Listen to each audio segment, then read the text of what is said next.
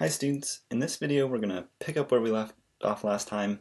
Remember last time Ronald Dworkin gave some sort of criticisms of Scalia's work, his view.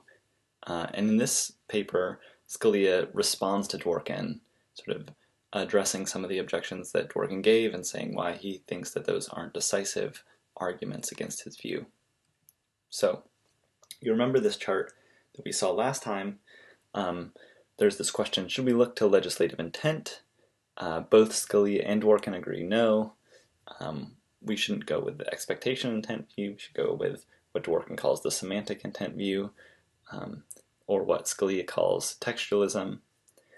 Then there's this question of like, what kind of rights do the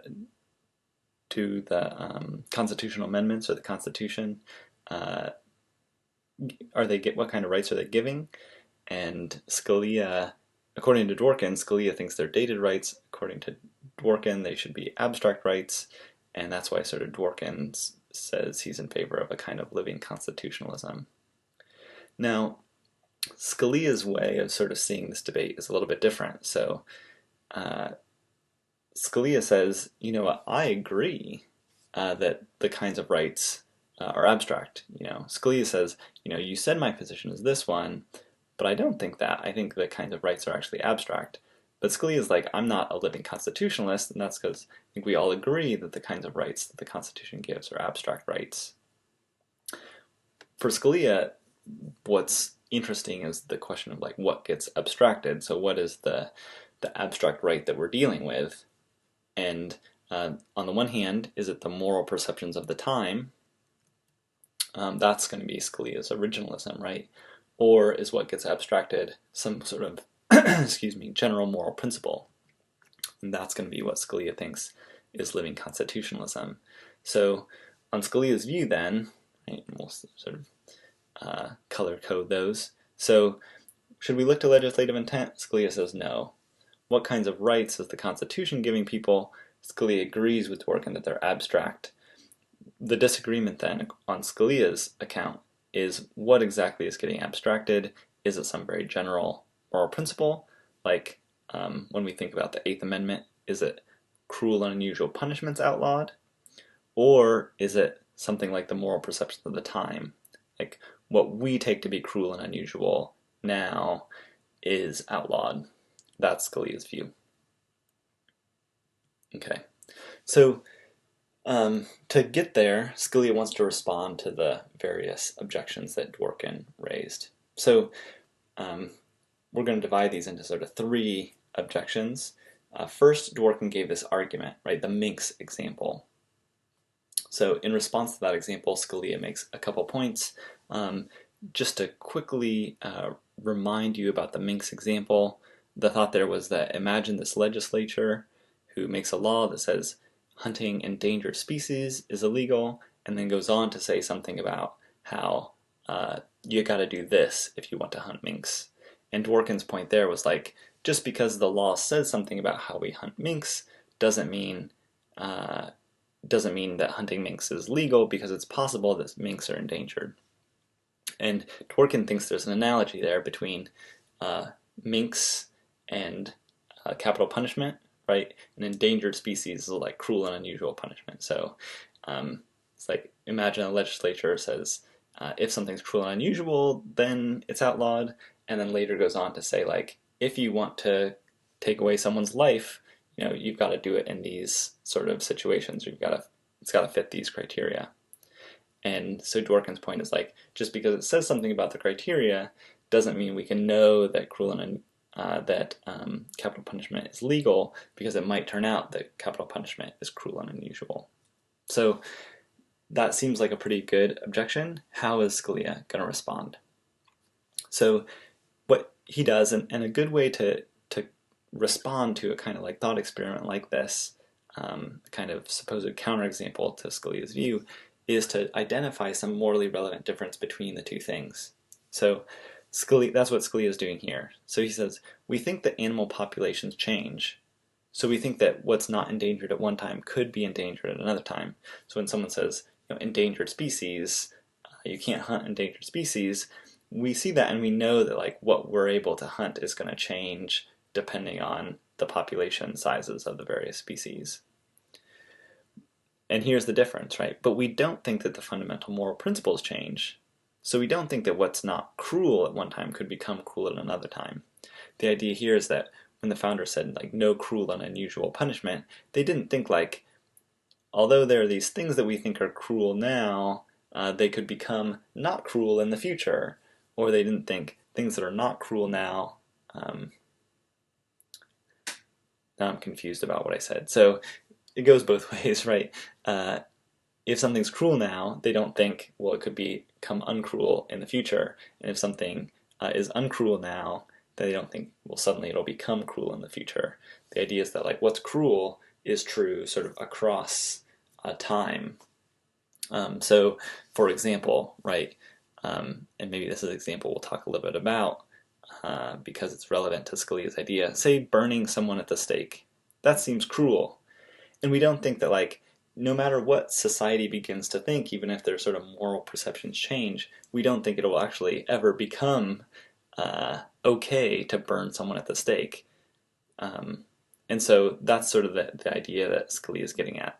What counts as cruel, maybe unusual is a little bit different, and we would have to think about that more carefully. But as far as cruelty goes, it's not something that we think is going to change over time. So Dworkin's argument then rests on a faulty analogy on Scalia's view, because he's comparing this thing, the rule governing something where what it rules out is going to change, and a kind of rule that governs something where we think what it rules out is not going to change. Second, we want to consider Dworkin's suggestion that if the framers had wanted to prohibit only those punishments that they considered cruel and unusual, then they would have said so.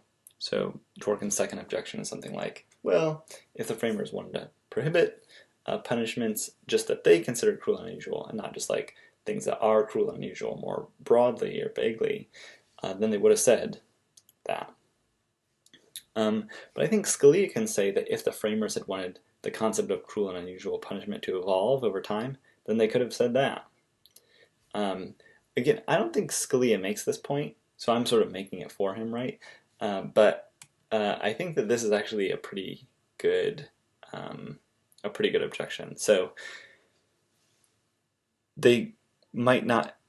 So what they wrote is this, right? Cruel and unusual punishments shall not be inflicted, roughly. And Scalia is saying, if they wanted it to be clear that that concept of what's cruel and unusual will change over time, and what matters is what the people at the relevant time think is cruel and unusual, maybe they could have written something like, punishments that you consider cruel and unusual shall not be inflicted, or that your generation consider cruel and unusual shall not be inflicted. And so that would make it very explicit that it's supposed to sort of change and evolve. So I don't know that this response is definitive, like, oh, yep, it must be this kind of moral perceptions at the time view. But I do think it just sort of shows that Dworkin's point isn't really definitive. We shouldn't take it to speak decisively in favor of the sort of abstract rights conception of the Constitution. And then finally, on to the last objection. Consider Dworkin's suggestion that history has refuted Scalia's fear that living constitutionalism will lead to our having fewer liberties than we started with. So here, Dworkin is saying, like, look at Brown versus Board of Education, look at Griswold versus Connecticut, Roe versus Wade, Obergefell versus Hodges. All these cases give people more liberties, not fewer, and so people who support living constitutionalism are actually good if you're in favor of liberty. In response, Scalia says that we don't really have much history to go on. So it's true, maybe Scalia is willing to admit, that those who subscribe to living constitutionalism have so far been champions of individual rights. Nothing guarantees that they're going to continue to be champions of individual rights. And here's this worry about a more brutal generation coming along, where they think that no, burning at the stake is that's fine. There's nothing cruel about it. And so it seems possible that we could end up in a state where burning at the stake was a thing. Um, and Scalia wants to resist that. Maybe it's good that we've extended rights in these sort of ways, but Scalia thinks it's more important to avoid letting sort of more brutal society take over and sort of having that line in the sand very clearly drawn, whereas Dworkin's maybe more willing to take that risk in order to get the benefits of increasing rights at the moment. Along these lines, I think it's worth highlighting, and I think I said a little bit about this in one of the previous videos, that it seems like Scalia was right, excuse me, that the increasing popularity of living constitutionalism is going to make Supreme Court appointments more political. So I said when Scalia died, right, the appointment of the next Supreme Court justice was an extremely political decision. So I have set, if you visit the PowerPoint slides, there are some links here. One to an article where it's talking about how Mitch McConnell, I think he is the leader of the majority leader of the Senate, says that the next president should appoint Scalia's successor. So Obama was in office, right? He wanted to appoint Merrick Garland as the Supreme Court justice to fill Scalia's position, but Republicans ended up refusing to vote on his nomination and wait until the election. And then, as it turned out, Trump was elected, and so Trump nominated someone different, and they confirmed him, Neil Gorsuch. So it was an extremely political process, and I think that was even used in the election, right? So some people, I think, maybe even if they weren't particularly big fans of Trump, thought, well, Trump's going to give me the Supreme Court justice that I want, and so I'm going to vote for him. There's another article where Marco Rubio has similar sort of comments on Scalia's death. So just pointing out that Scalia, it does seem like there's something to this idea that if we think that the Constitution evolves in the way that someone like Dworkin thinks that it does, then Supreme Court appointments are going to be politicized. All right, so we have this argument. I think maybe this is like the fundamental kind of argument, really gets at the difference between Scalia's view and Dworkin's view. And it starts like this. So, if the rights laid down by the framers are thought to be moral principles, or abstract rights, then they don't really protect U.S. citizens from anything. For example, cruel punishments. Why? Because they don't protect U.S. citizens from a more brutal generation. So if people become more brutal, they think, no, burning at the stake is a good thing to do, then it seems like the Eighth Amendment's protection on cruel and unusual punishment doesn't protect us from being burned at the stake because people don't think that burning at the stake is cruel. Premise 2 says, but the rights that were laid down by the framers should protect U.S. citizens from things, right? So if the rights, premise 1, right, if A, then B, if the rights laid down by the framers are thought to be principles, then they don't protect us from anything. But Scalia is saying, but the rights laid down by the framers have got to protect us from something. That's the whole point of rights. And so we get this conclusion that the rights laid down by the framers must not be thought of to be moral principles or abstract rights. Because, again, right, if they were, they wouldn't protect us from things. But they are supposed to protect us, so that must be the wrong way of thinking about them. So that's Scalia's argument.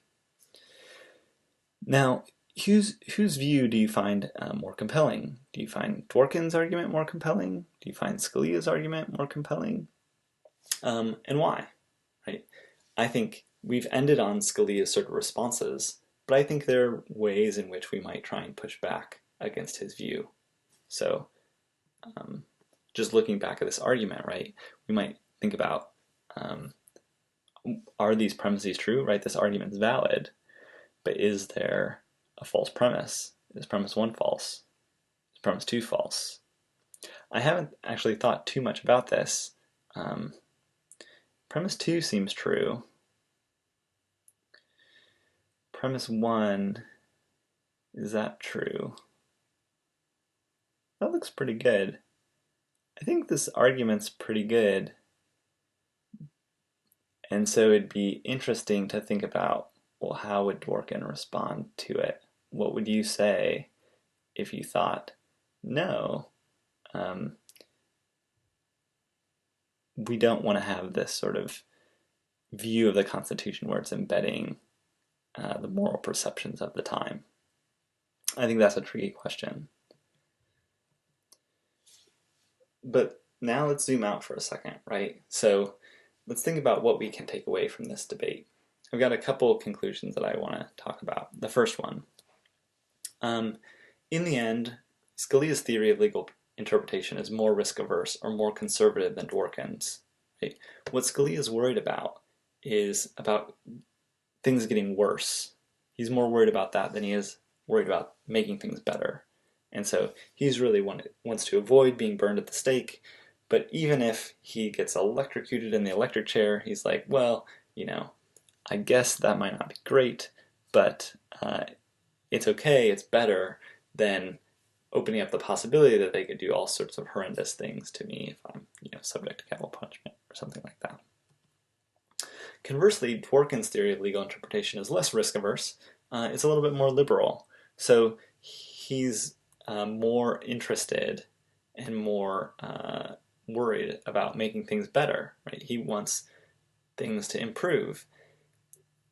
Maybe things get worse if we have this theory of legal interpretation, but maybe the risk is worth it, right? Maybe there's good reason to think that our society is going to move in the right direction rather than in the more brutal or wrong direction.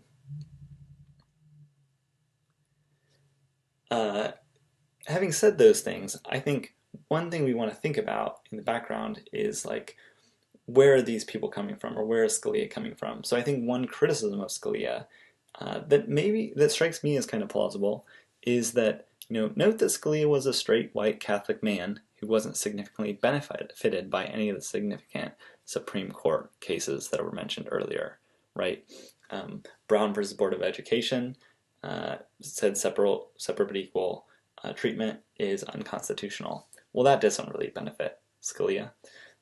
Roe versus Wade, right? This giving this right to abortion prior to viability. Does that benefit Scalia? No, he's a man. He can't get pregnant. It's not going to have significant effect on him.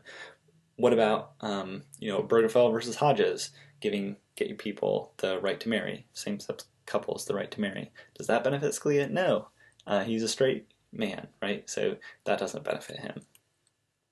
So he never had to worry about the sorts of things that these judges who are maybe endorsing or in favor of the kind of living constitutional view, Scalia never had to worry about any of the things that those rulings have protected people from. He never had to worry about being the victim of racial discrimination, being impregnated, being prohibited from marrying the person he loved. So in a way, like, the way that the Constitution was actually like pretty good for him, and that it makes sense that he would want to protect his rights there. Maybe he doesn't have much motivation to extend further rights out to additional people. I say this not to suggest that we should dismiss Scalia's views on this count, but rather because I think it's worth keeping in mind the ways in which a person's own interests might influence that person's judicial philosophy. So here, what kind of view would Scalia have of the Constitution if he was, a gay black atheist or something like that, a woman, right? So how would that affect his interpretation? Maybe he would think, no, like living constitutional view is going to be worth adopting because it's going to get us more rights. Conclusion number 2, or this is sort of like maybe the farthest zoomed out view, is to note that like Scalia's theory of legal interpretation is a kind of positivist one. So on his theory, judges don't need to really be making moral judgments at all in order to figure out how to rule. They just look at what does the law say, look at the text, right? And then figure out what that text would have meant to the people who wrote it. that doesn't require like sort of moral judgment. But Dworkin's theory does, right? Dworkin's theory does require moral judgment, so Dworkin's going to be more of a natural law theorist, or at least definitely not a positivist. So on Dworkin's theory, judges do need to make sort of moral judgments about what counts as cruel, for example, in order to figure out how to rule in some of their cases. So we can't, there is morality built into the law. It's not just social decisions or something. There's actually some moral principles that we need to appeal to in order to know how to rule in any particular case. Okay, so that's the end of this video. Keep in mind, heading forward, right, we've got an exam coming up, so you want to start working through that study guide, and then when you're ready, take that practice exam to see how well you do on that. That's going to be a nice reflection of what the actual exam is going to be like, and so you get a bit of a sense for what the format is. All right, have a good one. See you later.